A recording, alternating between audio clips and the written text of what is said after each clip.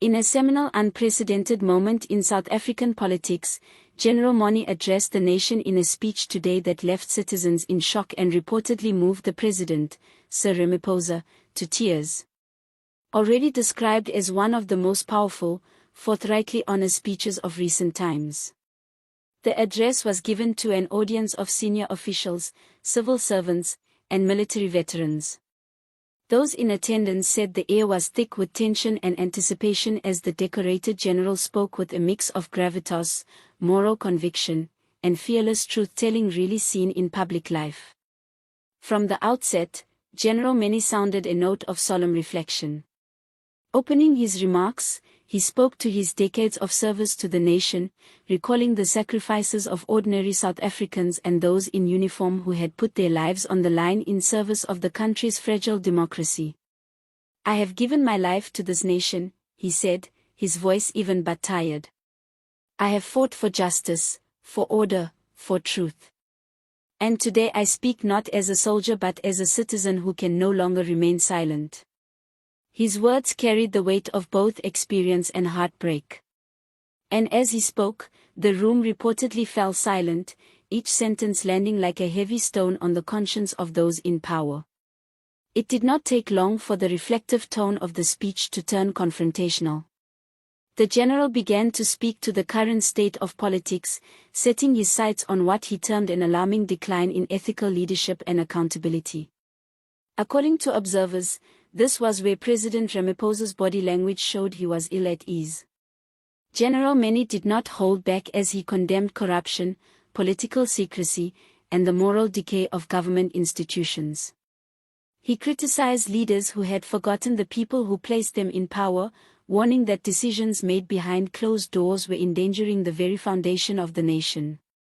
The general made pointed references to recent high-profile investigations and scandals that have rocked South Africa in recent months, hinting at malfeasance among political elites without naming anybody directly. According to several people present, one of the most powerful moments of the speech came when declared, "We cannot continue to feign normally while our people suffer." The decisions made in rooms away from the eyes of the public have repercussions that touch every life in this country. Those entrusted with power must answer to the people. No exceptions, no excuses. It was at this point, according to witnesses, that President Ramaphosa visibly became overcome with emotion, seated as he was in the front row. Many people close to the event described how the president's hands shook as he wiped the tears away. A profoundly human reaction seldom seen in public. Analysts say the tears that flowed from Ramaphosa were a mirror of not only personal emotion, but also the deep level of moral and political reckoning that Monti's words had provoked. The sight of a head of state being visibly so shaken underlined emphatically the gravity of the message being delivered. The general then launched into what many described as the most stunning and brave part of his address. He called into question the integrity of key decision-makers and hinted at cover-ups that until now had gone unchallenged.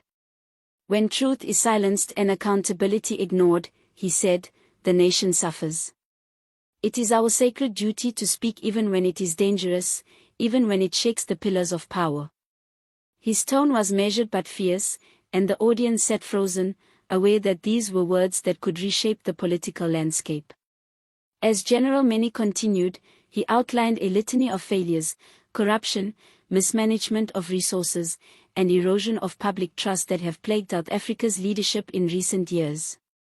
"We cannot continue to bow our heads in fear of reprisal," he said, now his voice rising with conviction. "If we do not act now, we betray everything for which we and our forefathers have fought." His message wasn't an indictment, but a call to moral awakening. Political analysts say Moni's speech could be the turning point in South Africa's political history. It could embolden others within government and civil society to speak out against corruption and to demand real accountability. "This speech will not fade into the news cycle," said one analyst. "It will echo for months, perhaps even years. It has the potential to inspire reform or expose resistance within the ruling structures." Sources inside the presidency revealed that soon after the address, Ramaphosa's aides immediately went into urgent private discussions, describing the president as deeply affected and introspective. Insiders say the general's words struck a personal chord and made Ramaphosa reflect on the perceived failures of his administration and the mounting frustrations of ordinary South Africans. As the general neared the end of his speech, he moved from censure to a message of hope and redemption. "I speak not to destroy but to awaken," he said. "Not to accuse but to illuminate. The way forward requires bravery, candor, and above all, love of our country. Those who have wandered from these principles must be reminded that power is a privilege, not a right." The final words received a standing ovation from parts of the audience, while others sat in stunned silence, absorbing the weight of what had just transpired.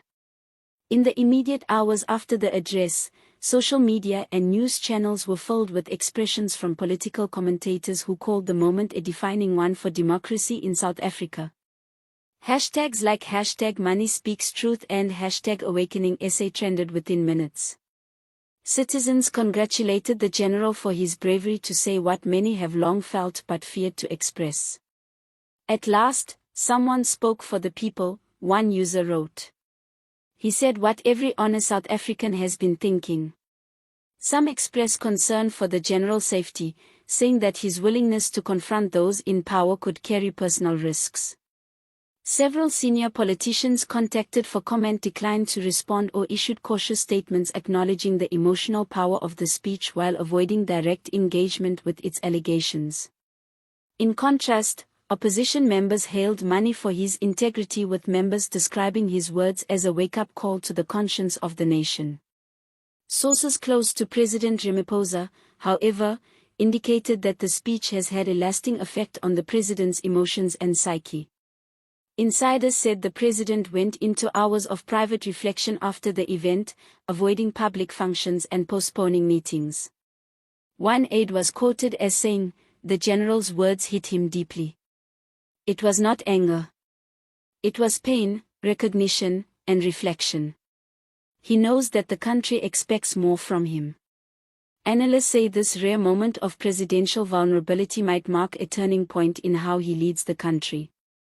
If Ramaphosa takes to heart the message from Wani, we might actually start to see transparency and reform. But if he lets it blow over, the people will not forget this day.